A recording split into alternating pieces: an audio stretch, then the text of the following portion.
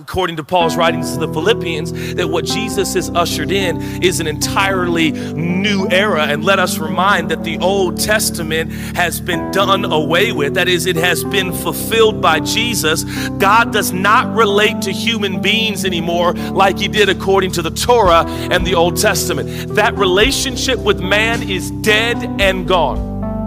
The new relationship with man is according to the free gift through Jesus Christ and the forgiveness of every error, wrong, and sin you've ever committed. And it cannot be earned. It cannot be deserved. It can only be accepted and received. But our obstacle becomes we persist in attempting the trivial, which is to earn it and deserve it. Why? Because it makes us feel good. It just does. We have to admit that.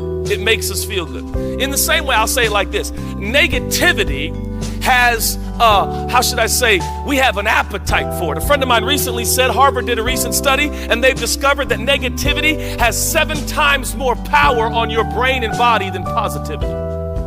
Because of the fallen nature, we have an appetite for negativity. I don't know, Judah. Just look at the news.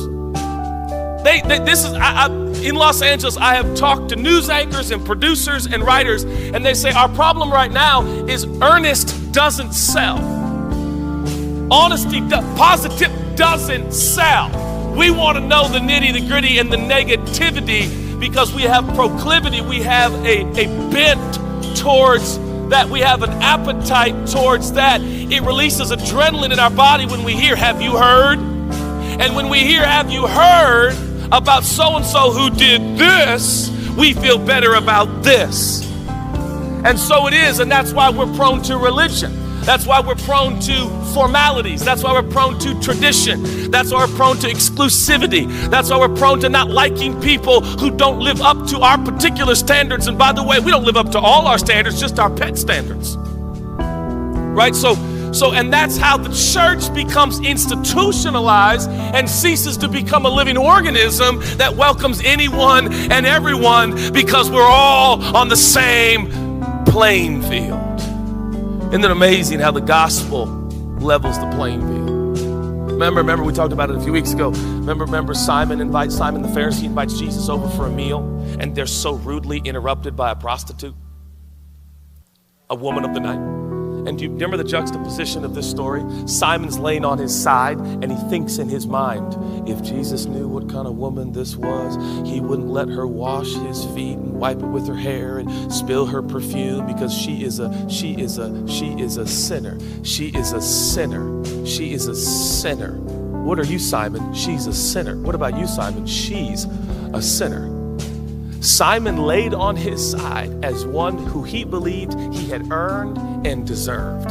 And there was a woman in the same scene who was at the feet of Jesus who was broken and grateful. And Jesus says, whoever's forgiven little, Simon, loves little. Which is also to say, but this woman who knows she has been forgiven much, loves much. This perspective of wrestling with God also robs us of our desire and passion for Jesus. And it turns us into religious robots who attend service because it's the right thing to do. And that, my friend, will only last so long. Where do we recover raw passion and desire for Jesus? Where do we recover gratitude and perspective? Where is the passion? Where is the desire? Where is the gratefulness?